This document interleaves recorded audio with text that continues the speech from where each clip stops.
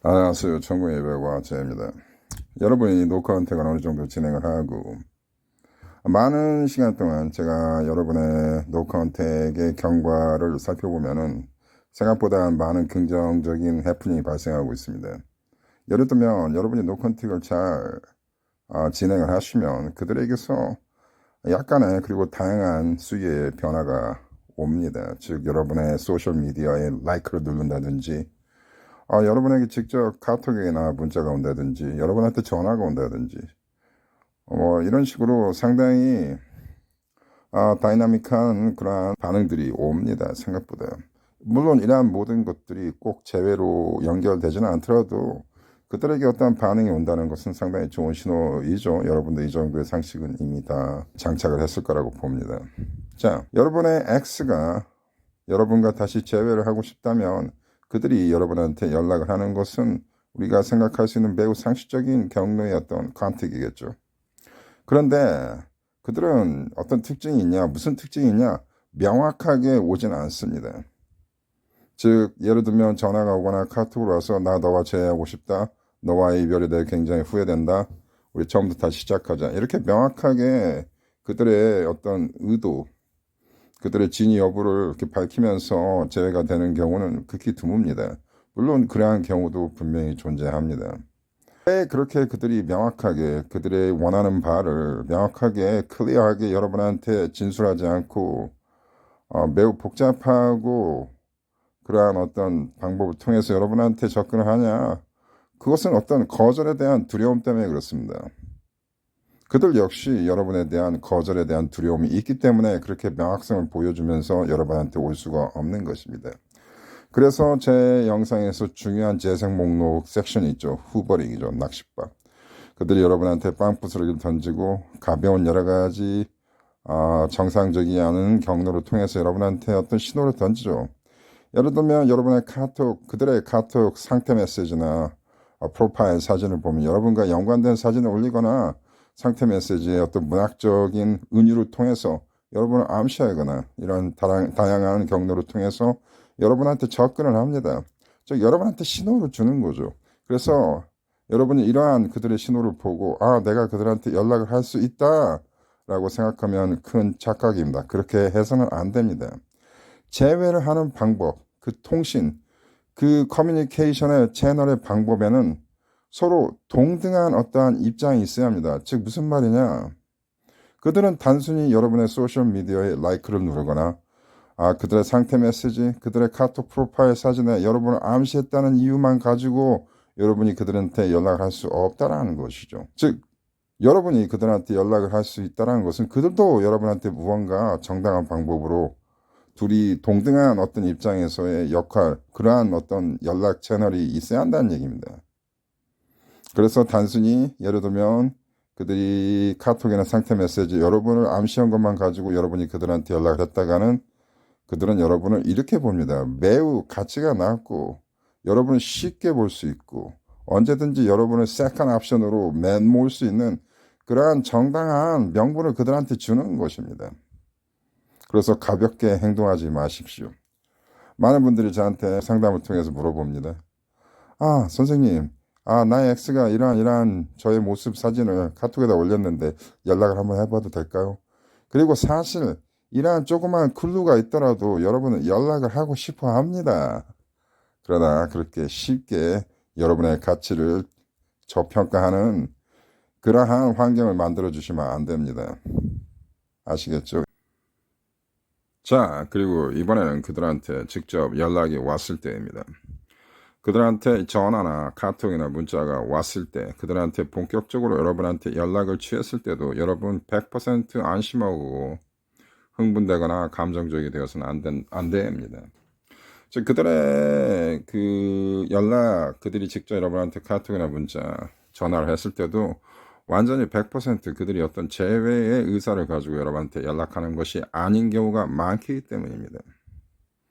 제가 늘 얘기했지만 후버링을 하는 사람들 중에서는 굉장히 자기애성 인격장애를 가진 사람도 있고 여러분과의 재회를 원하지도 않지만 그들의 어떤 나르시즘을 충족하기 위해서 그리고 그들이 어떤 여러분과의 이별을 선언을 했지만 여러분한테 이별당하는 것을 싫어하기 때문에 그러한 불안감을 가지고 있는 불안형의 인간이 여러분이 아직도 그들에게 어떤 옵션으로서 가치가 있는지, 옵션으로서 여러분이 준비가 돼 있는지, 아직도 여러분이 그들을 사랑하는지, 이런 것을 확인받고 싶어서 연락을 하는 그러한 경우도 상당히 많이 존재하기 때문입니다. 그래서 그들한테 연락이 올 때 여러분한테 제가 늘 얘기하지만 긴장을 풀지 말고 언제나 여러분은 여러분의 감정이나 관계 이야기를 하거나 이러한 국면으로 곧바로 들어가지 말고 언제나 수동성과 중립성을 유지하고 반응을 제일 조심해서 해야 한다. 제가 언제나 강조를 하고 있죠. 일단 그들이 예를 들면 여러분이 노컨택을 2, 3개월 잘 진행을 했는데 어느 날 갑자기 여러분의 엑스한테 전화가 왔다. 아니면 카톡이 왔는데 여러분이 그들이 이야기하는 톤이나 그들의 어떤 분위기, 그들의 감정 톤을 캐치하려고 노력하는 게 굉장히 중요합니다. 예를 들면 여러분과 재회 의사가 있는 톤의 어떤 대화의 어떤 흐름은 이렇습니다. 굉장히 미안하고 겸손하고 여러분과의 대화를 하는 데 있어서 굉장히 양심의 가책을 느끼고 조심스럽게 여러분한테 접근하고 이러한 신중함을 보이는 사람들은 거의 재회 의사가 있다고 여러분이 좀 안심하셔도 됩니다. 하지만 여러분한테 너무 캐주얼하게 접근하는 경우는 좀 후버링이 될 확률이 높습니다. 그리고 중요한 것은 이게 매우 중요한 건데 여러분의 X가 여러분한테 연락이 왔을 때 노컨택 어느 정도 진행을 하고 어느 날 갑자기 연락이 와서 신중한 태도를 보이는 것은 의미가 있는데 이런 분들이 있습니다. 헤어진 지 일주일도 안 됐는데 연락이 오는 경우 그런데 그 연락이 너무 자주 옵니다. 그리고 너무 빈번하게 오면서도 그 대화의 수준이 너무 가벼워. 이게 두 가지 맥락이 있는데 하나는 후버링이고 하나는 프렌드존입니다.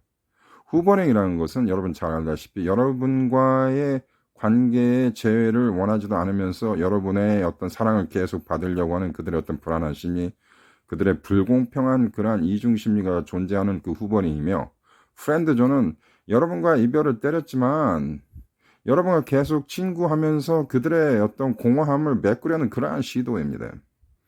그래서 여러분한테 연락이 오는 것은 무조건 좋은 거지만 그 연락 오는 횟수와 그들이 대화를 하고 있는 감정 톤을 잘 살펴보셔야 합니다.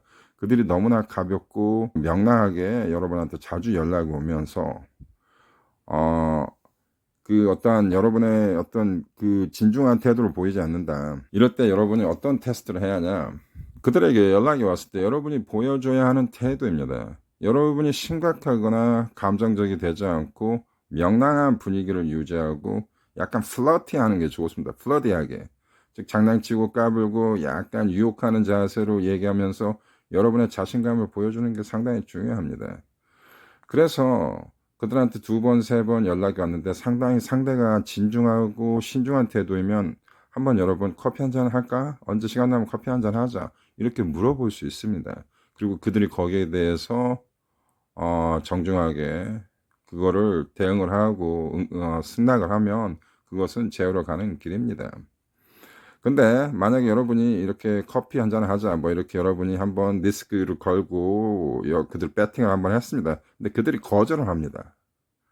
거절을 하는데도 계속 연락이 옵니다. 이거는 100% 후버링이라고 여러분이 낙인 찍어도 괜찮습니다.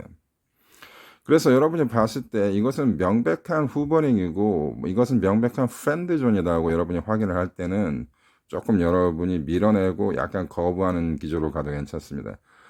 저와 상담하시는 분들 중에서 제가 봤을 때 저한테 이제 카톡 캡처 같은 거 해가지고 저한테 보여주십니다. 제가 그들의 지금 이 상태가 후버링에 가깝다고 저는 명확하게 판단을 하고 조금 밀어내세요. 조금 거부감을 주셔요. 조금 무시하는 스탠스를 보여줘야 합니다. 라고 제가 이렇게 조언을 드리면 그것을 하는 걸 무척 두려워하시는 분이 있습니다.